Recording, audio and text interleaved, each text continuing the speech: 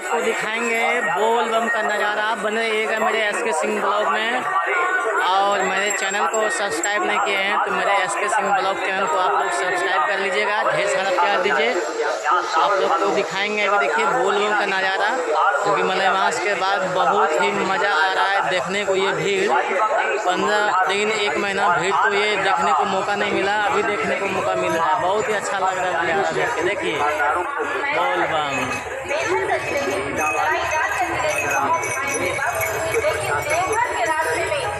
बने रहिएगा मेरे SK सिंह ब्लॉग में, आपको अभी पीछे का नज़ारा भी दिखाएंगे। बहुत ही अच्छा नज़ारा है यहाँ का। और अभी हमें तारापुर धर्मशाला के पास, आप देख सकते हैं ये धर्मशाला है ये वाला। और हमारे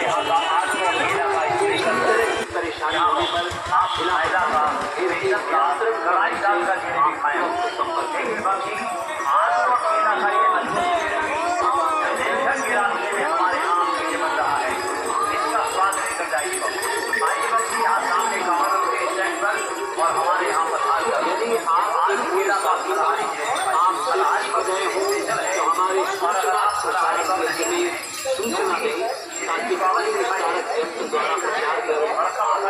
बने रहिएगा मेरे ब्लॉग में। रास्ते में किसी प्रकार का आप नशा ना करें।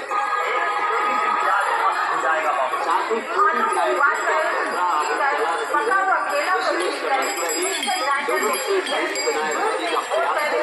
हमेशा अपने हाथों को छूटे रखें। बोल बम बोल बम। मनोकामना